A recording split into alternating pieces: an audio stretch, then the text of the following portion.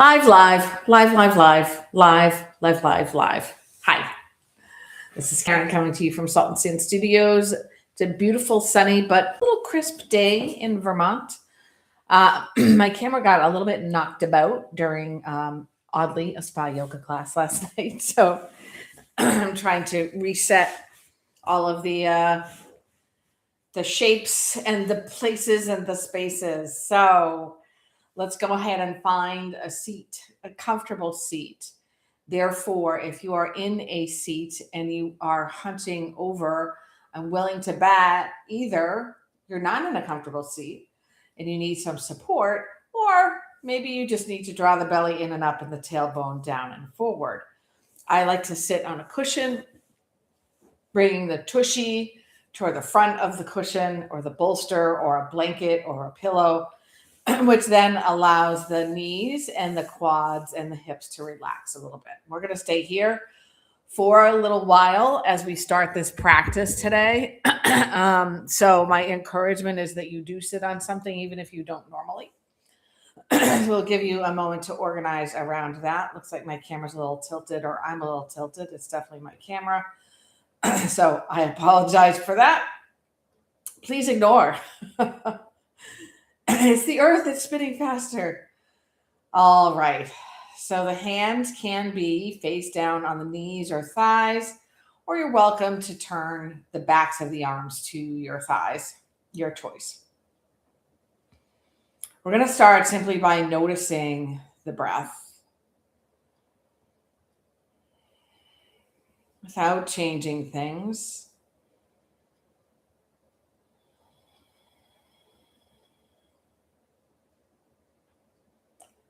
A little inventory of the body, loosening the toes, the feet, the ankles,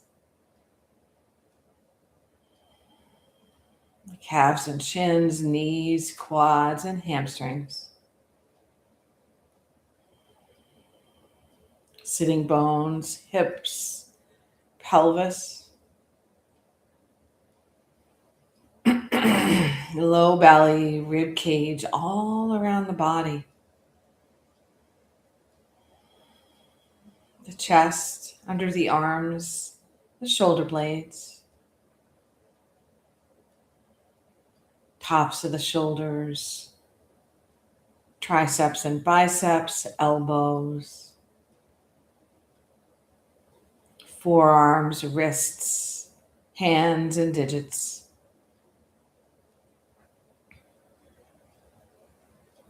Center of the throat,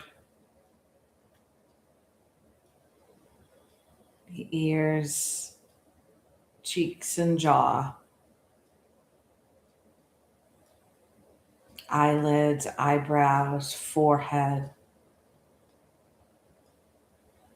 top of the head, and the crown of the head.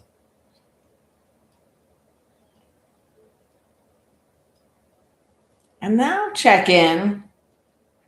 Is there anything else going on in your brain during that time? Isn't it cool that most of the time, if you do that sort of inventory or count your breath, lots of things go away? You can always revisit, but I promise you, what you bring in with you to your practice is often not important once you complete the practice and walk off the mat.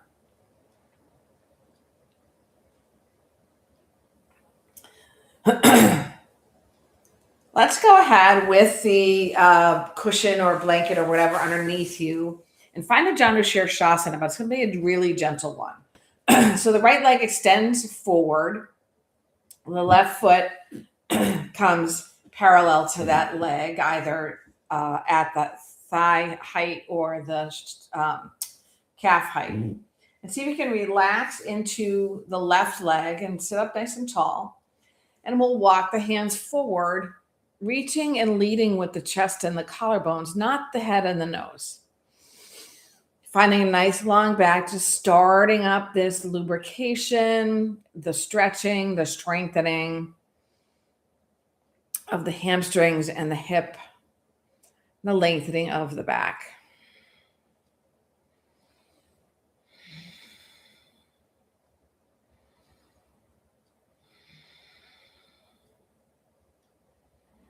On an inhale with a strong belly, rise up, stack the shoulders over the hips, extend the left leg, and take your Janu Shirshasana here. Again, nice and gentle. I have a big bend in my left knee.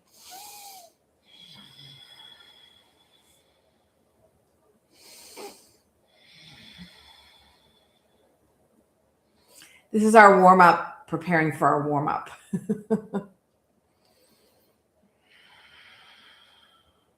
Inhale, walk the hands back, legs long in front of you. Again, perhaps a deep bend in your knees, maybe even something supporting them. Sit up nice and tall and walk the hands forward.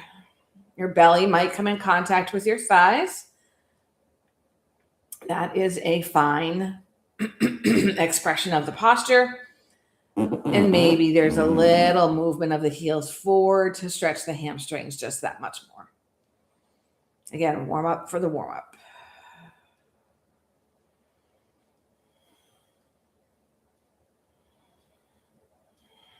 We'll walk the hands back, belly in. Take your right shin and place it as parallel to the front of the mat as possible. And then stack your left shin on top. So there's a different sort of in between seated cross legs and Sukhasana and having a half lotus or full lotus. If I had another cushion, I would place it under my knee. It doesn't hurt me to have it here. So I'm all right with that. Both feet are flexed. So the toes are moving toward one another and we sit up nice and tall.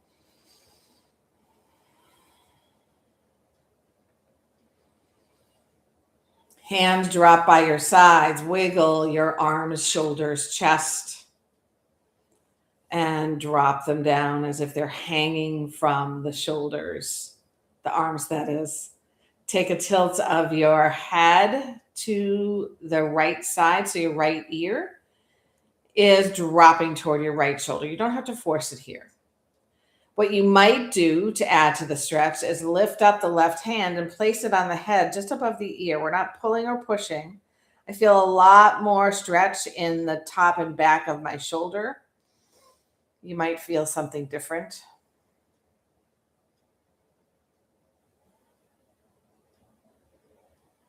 As we lift up, the hand comes to the back of the head, but we don't push it there. We take the left hand and place it on the left foot, which should be on top. I feel like I'm doing a photo shoot. Hello.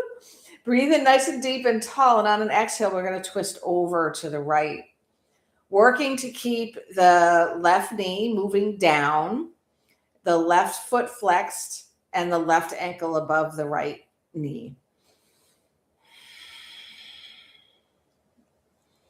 You might try a little tilt here. It's sort of a twisty tilt, so be careful of your upper back.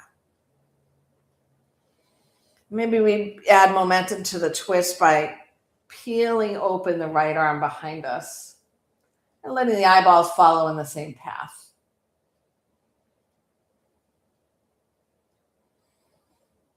As you come forward, cross the right arm over the left, the right hand comes to the right thigh or knee, and we round the spine. Your left knee now might come much closer to your right foot and drop your head. As you rise up, peel the arms open like they are beautiful wings. And then inhale and exhale, hands to your heart. This time we'll drop the left ear to the left shoulder, drop the right hand, and take the left hand on your head just above your ear. A little extra stretch here.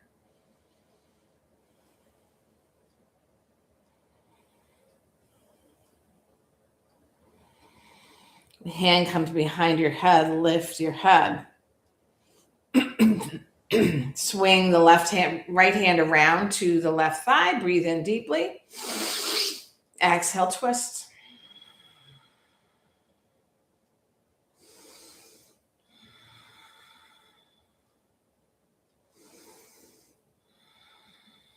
A little tilt of that left elbow downward. You might find a very big stretch in your back ribs, so just be aware, don't go too far.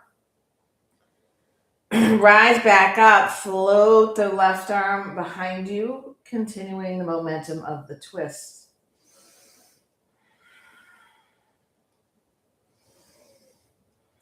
And when you come forward, the left arm sweeps around, comes to the foot, and we find a rounding in the spine. So we've done almost all of the movements of the spine. Can you think of what we might have missed? Inhale, open up the arms. Drop the hands to the mat. We're going to go ahead and switch the cross of the legs. You might feel a little like you want to shake them out. So this time you are aiming to have the left shin parallel to the front of the mat and the right shin stacked on top. The one movement of the spine we have not done is a back bend. So we'll go ahead and place the hands either on the cushion, if you're on a cushion or towel or blanket, or place them behind you. It's better if the fingers are pointing toward your body, and I say better not in a judgmental way, but in terms of having access to a back bend. So with your tail tucked a little forward and your belly drawing in and up, lift the torso. So this is from the top of the pelvis all the way to the rib cage, almost if somebody is taking a hold underneath your rib cage and someone is holding down the pelvis. You're taking this nice stretch. Shoulder blades scoot in together, almost as if your arms are all the way behind you, but you can see if you take a quick look up.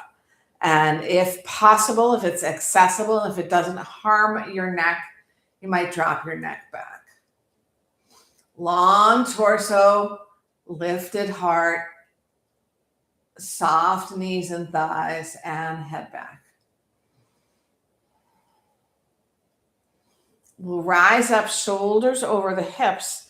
We'll stretch the arms out side to side and then face the palms behind you. We're going to round the spine and draw the backs of the palms together, the backs of the hands together. As we open up like wings, the palms face forward. And then we twist the shoulders, bringing the palms the backs of the hands toward each other. Open up, palms face forward, nice, bright, shiny wings. And then we close the wings around us, backs of the hands touch. 2 more times.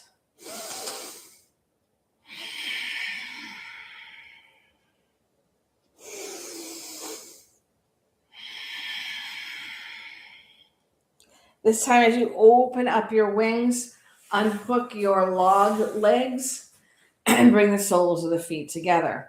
You might draw your hands down to take a hold of your shins or your ankles. And if you like, you might find the butterfly. And I promise you, I am not leaning. It's the camera. I keep wanting to lean the other way, but that feels really awkward. All right. Now we're going to work a little bit of breath work. And then we'll come into some quietude. So if you like, you may go ahead and cross your ankles again, maybe the awkward way. We'll draw the hands by the sides. This is going to be a two-part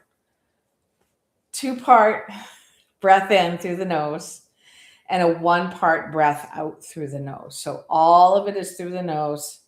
So it will go something like,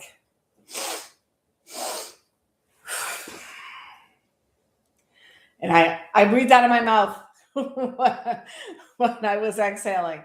So we will work it together. So arms will come out first half of the first breath, the second half of the first breath, and out through the nose. Arms come way behind you into a fold, and then we rise up, first half of the first breath, second half of the first breath, and out the nose. We'll take that 3 more times.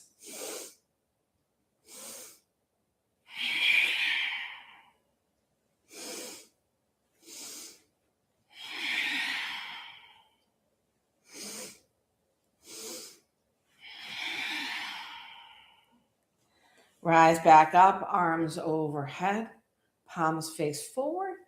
We'll take wrist circles, both directions. La, la, la, la, la. And then make fists of the fingers and imagine that flowers, instead of slowly unfolding their petals, that they force them out to grab the sun. Take that again. Squeezing the fist, breathe in, breathe in, breathe in. Bring your arms back a little bit to continue opening the shoulders. Bring the shoulders away from the ears and blossom. 3 more times.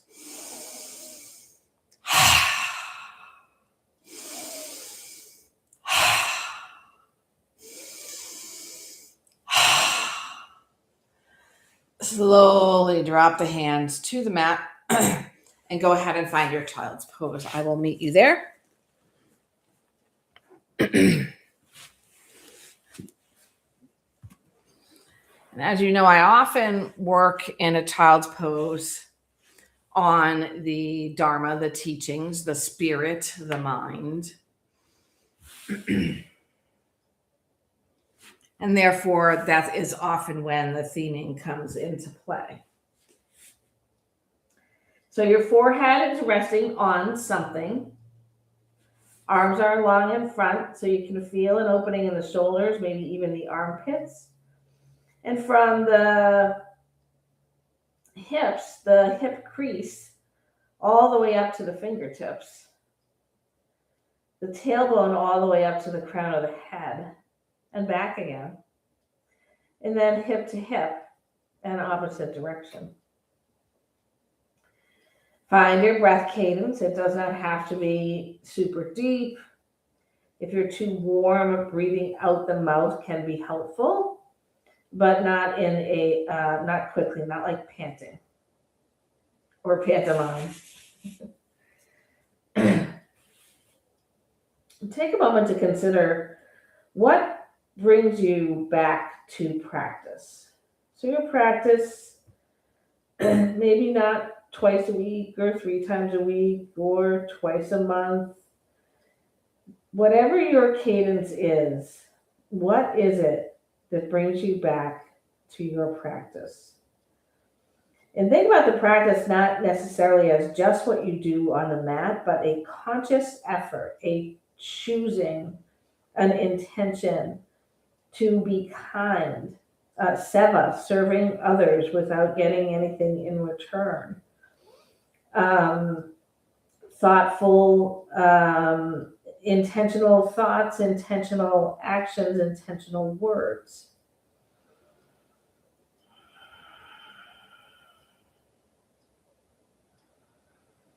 What brings you back and back and back to your practice on and off the mat?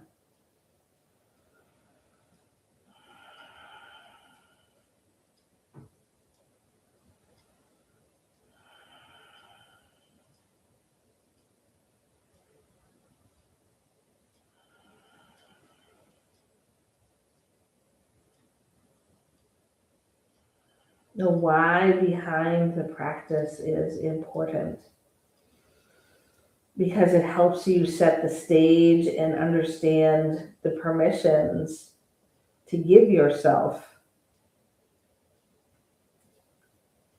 for practicing on and off the mat.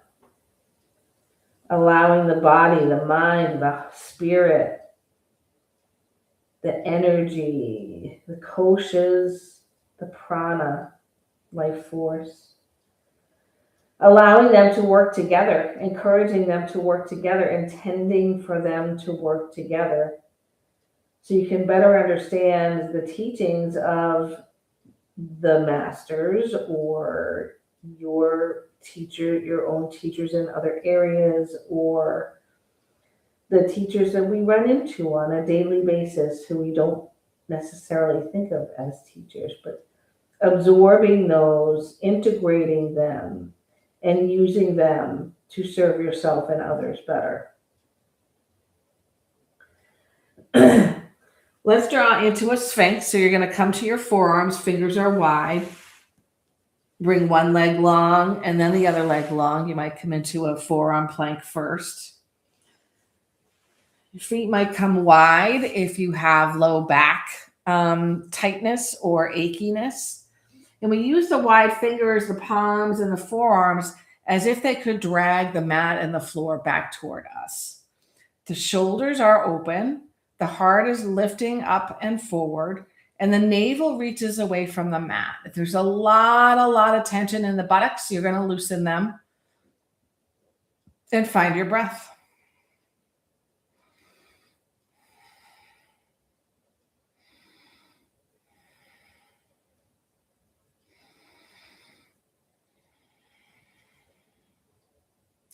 Moving into a rolling cat-cow, the hands come outside the chest. We come to a long tabletop, roll the sitting bones back to the heels, forearms to the mat. Roll the heart forward, coming into a long cow. You can see my hands are farther forward than they might normally be. Rounding the spine, we bring the sitting bones to the heels, forearms to the ground. Heart comes forward, pressing up into our lengthened cow. And one more round for the cat and to the cow. I'll bring the hands back, more appropriate to a tabletop. And we'll go ahead and kickstand the right shin just out just a little bit, just like a kickstand. We're going to extend the left leg behind us as long as we can, lengthy. And we're going to press into the ball of the foot and reach the heel back. So you're starting to feel the calf, maybe the back of the knee, your heel, the bottom of your foot, and your ankle stretching out. For a supported side plank, that left foot comes all the way to the ground. It's now parallel to the back of your mat. And you're pressing into the outside edge of the foot. You keep your right leg a little bit like a kickstand. Maybe move your right fingers forward a little bit and peel open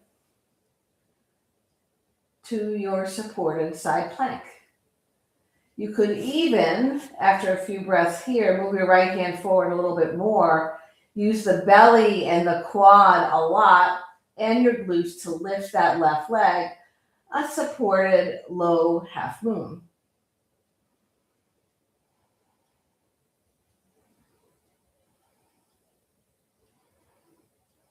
You could even bend that left leg, take a hold of your foot or your pant leg, and find a little quad stretch.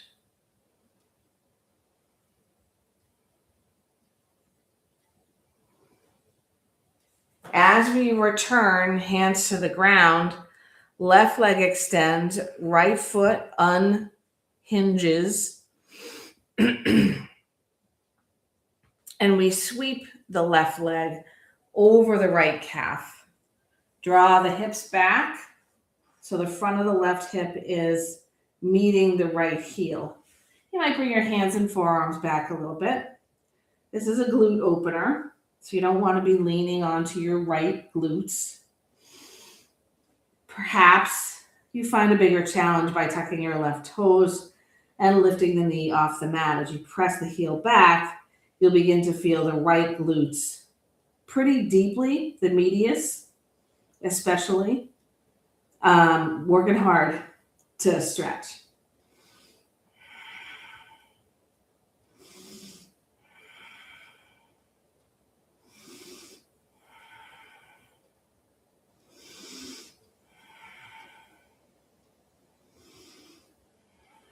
We draw back to a three-legged dog.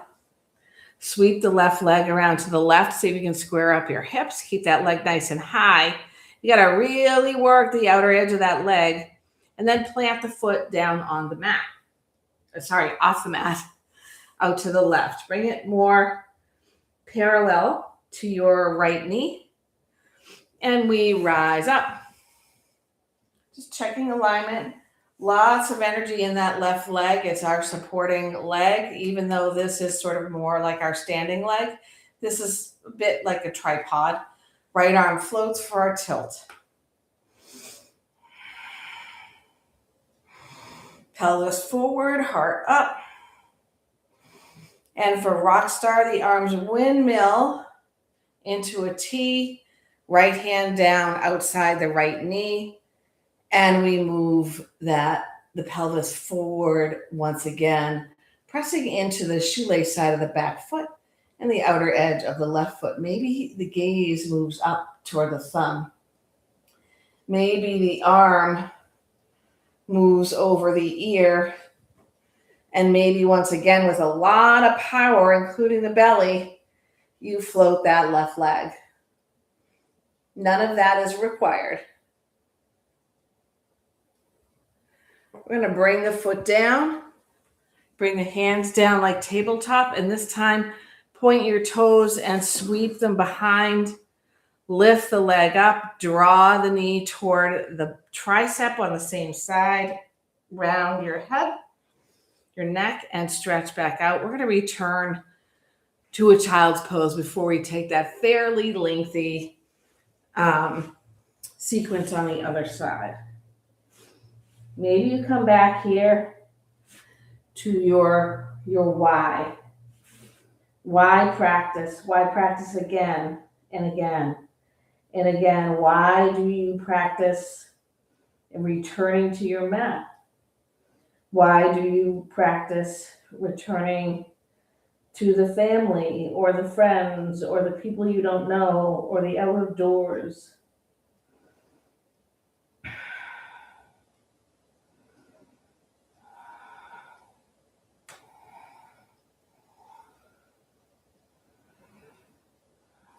We'll draw back to the double T tabletop. Get yourself set up, nice strong spine. In this round, the left foot kickstands out to the left. We draw the right leg long behind us, ball the foot on the ground. Squeeze the kneecap toward the quad and reach the heel behind you.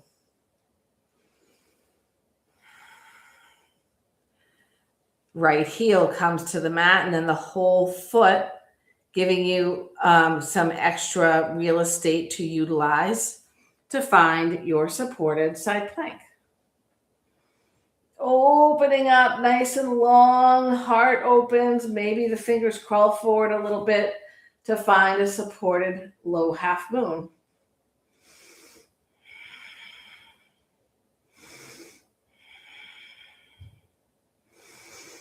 Perhaps you bend that right knee, taking a hold of the foot, the ankle, or the pant leg, and finding a quad stretch.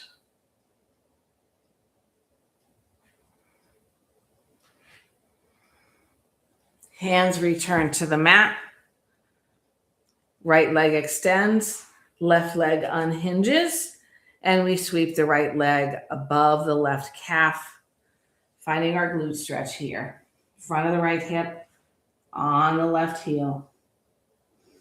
Real estate between the shoulder blades. If you have more space to work with, you feel like you could get a deeper stretch.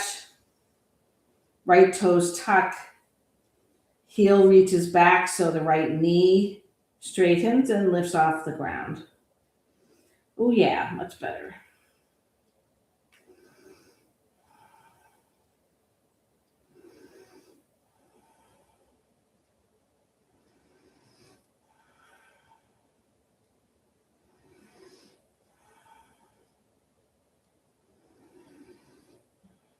As we come out of this, we lift the right leg and sweep it out to the right, working to lift, and square up the hips and shoulders. Right foot comes down. We press a lot of energy there. The hands walk backwards, so we rise up. I know this has a name. I just can't remember what it is. Right hand on your thigh, left arm lifts, a tilt over to the right. Heart is nice and high. A very strong left leg and a very strong right leg.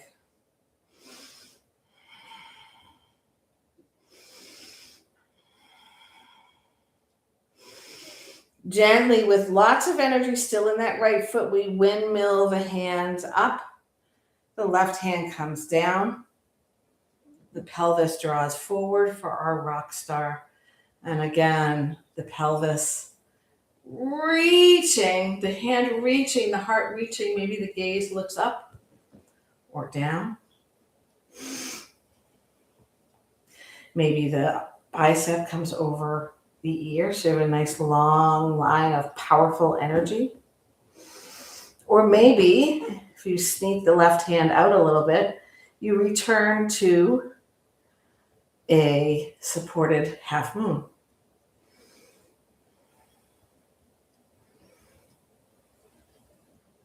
I'm going to drop the hands back down to the mat, sweep the right leg behind us. Knee draws above the elbow and it extends. We're going to do one more thing here. We're going to go ahead and bend the knee, bringing the foot outside the mat. So your knee is bent toward the sky, almost if you're in Anjaneyasana, but you moved your right leg out. Just watching the knee, left knee. We're going to try and keep that right knee pointing to the sky and find a stretch toward the left heel. I like to come up on my fingertips. I feel this in a little back. I feel it in my inner hip, my adductors.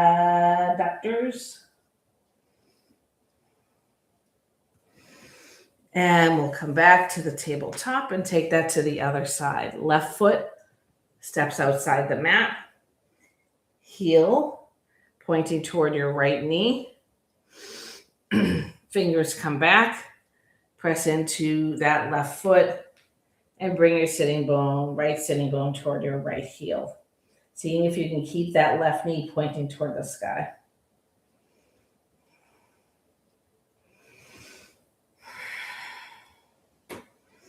We'll move into a lizard from here, scooting that left foot up outside your left hand.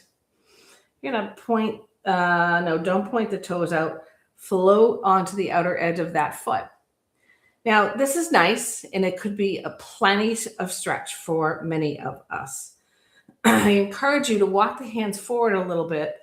Maybe you need to shift that back knee so it's not resting right on the kneecap. And send the pelvis forward. Now you're not only opening here in the adductors, but also in the hip flexor on the right side. And if you like, and if it works, the forearms can come to the ground or to a prop. You could even take your back knee off the mat by tucking the toes under and lifting. Reaching back with the right heel, but forward with the pelvis. That is a stretch.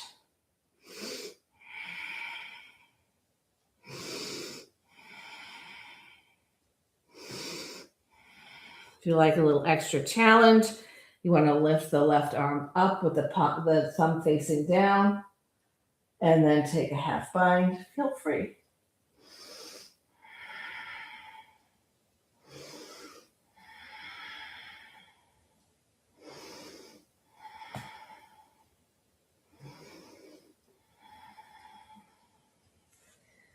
Hands return to the mat under your shoulders, back knee drops down. Sweep the left leg to meet the right, and then we'll take that to the other side. Right foot hikes up outside your right hand. Peel the foot open like a book. Walk the hands forward, send the pelvis forward. I like to either lift that back knee or make that leg longer so all of the weight is not on the kneecap. Finding your forearms on something.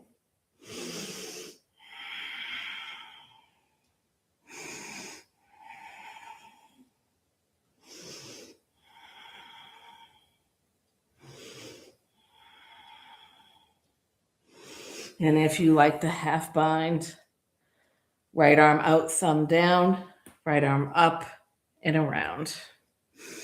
Return your heart to face the mat.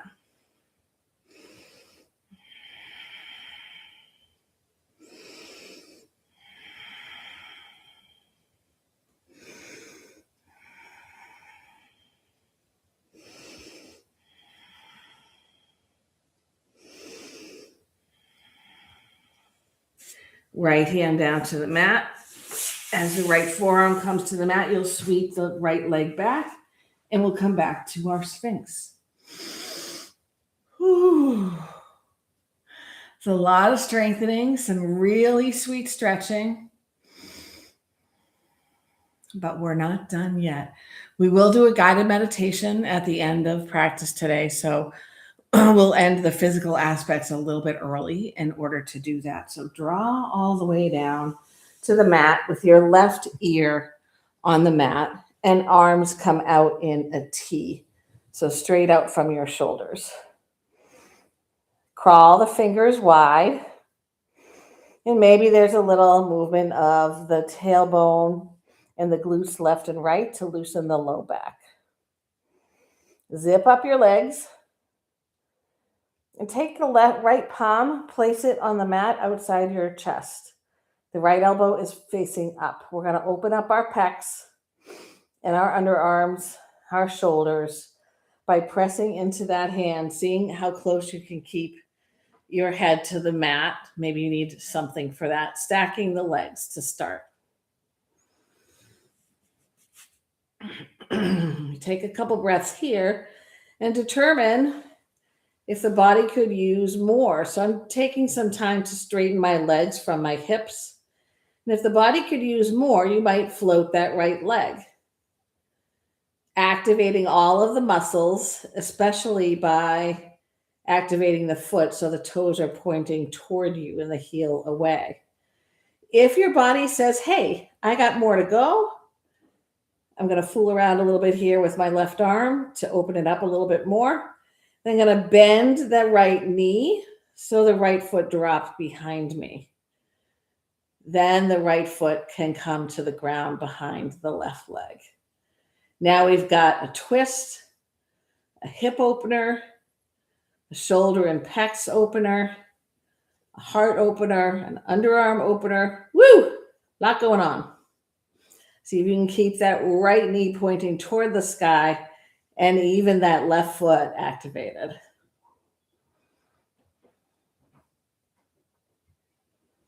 Sweet stretch, sweet posture. We're going to roll onto the belly. Hips come down. Switch sides so the right ear is to the ground. Arms back in a T, a little wiggle waggle of the bottom. Left hand palm on the mat outside of your left chest. Lengthen your right arm, zip up your legs, and push yourself onto your right side. Make sure you're not swinging the legs forward a little bit. That often happens. Head to the ground. Maybe stretch that right arm away from us a little bit more. Find a couple of breaths, really stacking the legs. Feet active, and then a float of the left leg nice and high. Or maybe not super high. Your choice. The knee bends, foot is dropping. And then the foot actually comes to the ground outside your mat and behind your right thigh or calf. We are working to keep that foot on the ground and the knee pointing to the sky while we activate the right foot.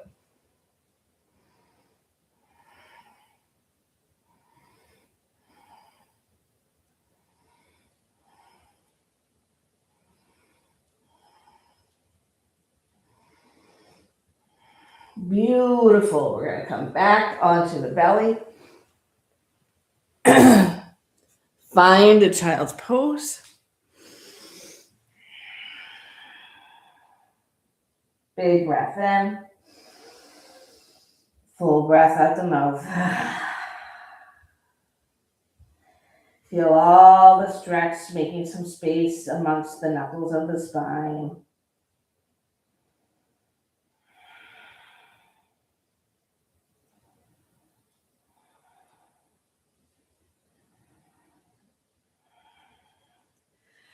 Find your way to your back. I'm going to go sideways. We have just a couple more things before we move into the guided meditation. So keeping the soles of the feet on the mat, If your chin is higher than your nose, you might tuck a blanket or something underneath the back of your head. You want that chin to be a little tucked, but you want to be able to rest your neck. Supine figure 4, supine pigeon, right ankle above the left knee and the right knee moving away and down, maybe even taking a hold the back of your left thigh, drawing the knee in, your choice. Both feet are activated, shoulders are aiming for the earth. We feel the stretch in the hamstring and probably in some other places.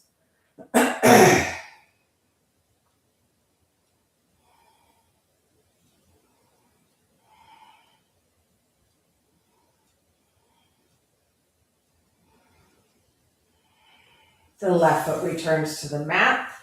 We shift a little bit the hips to the left and drop the knees to the right. Arms come out in a T, gaze over the left hand, palms up. The top leg, so where the ankle is outside the left knee, that's helping the left knee, whoa, getting lost in my own description, draw downward and increasing the twist.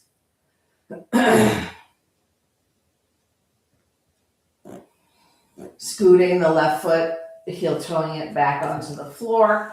We reshape the body so the spine is as straight as it would normally be. And the right foot comes to the ground. We move into our supine figure 4, supine pigeon on this side. Maybe you could do exactly the same component parts, but maybe it feels a little bit different. Or maybe you've had, surgery, injury, wear and tear along the while that makes it difficult to do the same thing on this side. So feel free to adjust.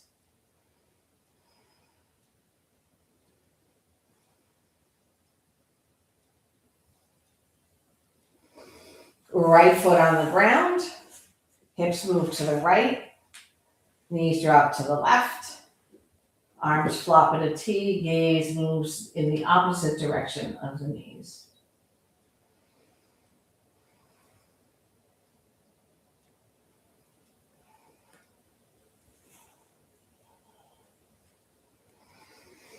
And one final posture as we bring the knees pointing back to the sky. You might take a supported bridge, legs up the wall, hug the knees in, or hug the knees in, cross the ankles, take a hold of the outsides of the feet. Happy baby, lots of options here. Where you can, if your knees are close to your chest, you might take a little rock left and right to massage out the low spine. And if you've done anything asymmetrical, as I have, you'll want to go ahead and take it the other way, opposite leg on top or whatever it might be.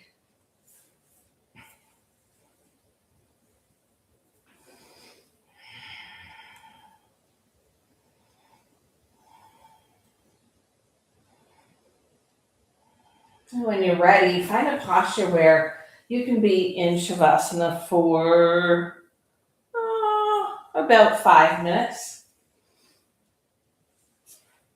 for your guided Shavasana. Find length in the spine, lower back moving toward the earth. That might mean placing your the backs of your knees on something or bending your knees. No body parts touching wherever possible. Big breath in, full breath out.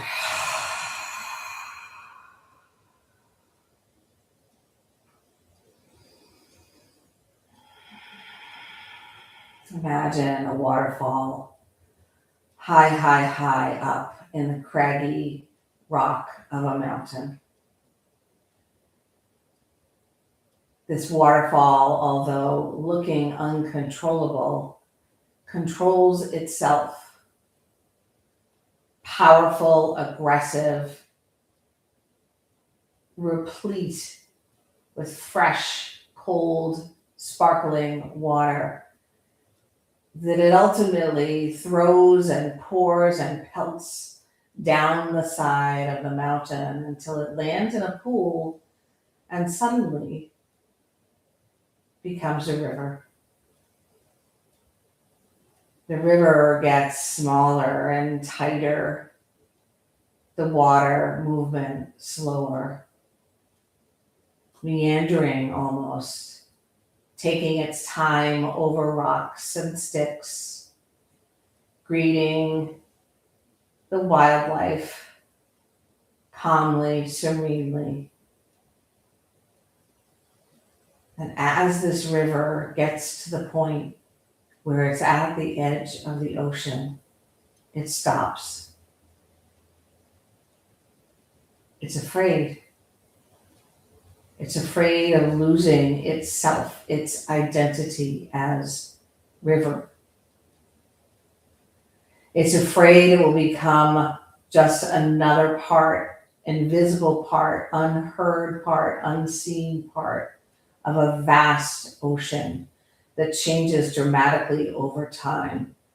Little waves, large waves, foam, tsunamis, cold water, warm water, more salty, less salty, full of flora and fauna, without any flora and fauna. And the river thinks, I don't want to lose myself. I don't want to be unseen or unvalued or undervalued.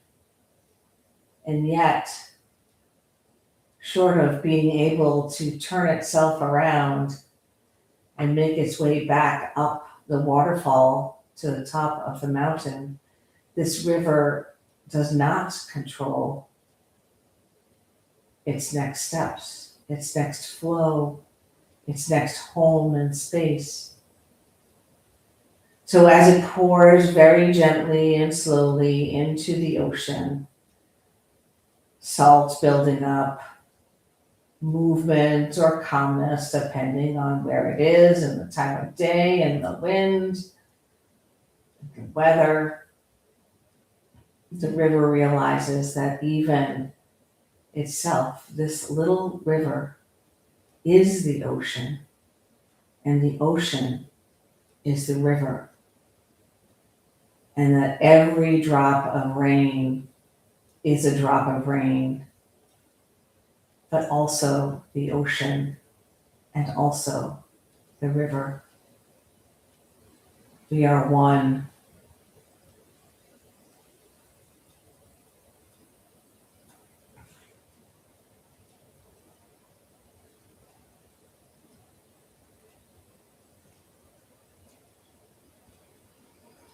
Take a big breath in for a full body stretch, feet forward, hands overhead, reach as you breathe in fully. Exhale, roll onto one side. Breathe in again and exhale, find your way to a seat. It is time for us to close our yoga intermissions practice today. Thank you for practicing with me or with me / after me. I am me, I am video. We'll close our palms together at our chest and feel the energy between the thumb knuckles and the heart. We'll use a chant of Om, either silently if you like, or out loudly, to share the merits of this practice with all beings that need it. We'll start by bringing back to mind that which brings us to our mat again and again, or to our practice not on our mat again and again. And we'll use that as a container to fill the chant of Om and overflow that container so that the Om spreads the merit of the practice. All the air is exhaled out of your lungs. Breathe in fully.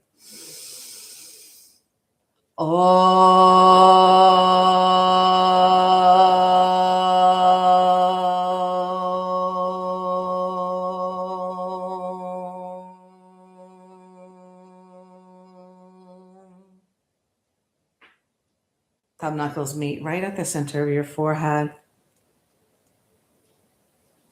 May you return to practice again and again, perhaps bringing more off the mat than you do on.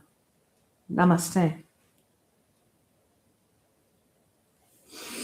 Thank you again for being here or there or whatever you would call it over the interwebs with me and supporting your practice. It is your practice. And I'm going to think about what I would like my behavior and attitude to be for the remainder of my day.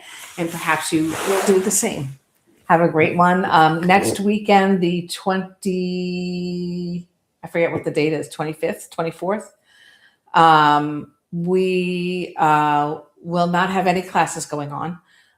So a week from today, Saturday, today's the 18th. So yeah, that's a week from today. There will be no recording. So please feel free to go back, revisit things you've practiced, and maybe things that you haven't. And I hope to see you soon. Thank you. Bye.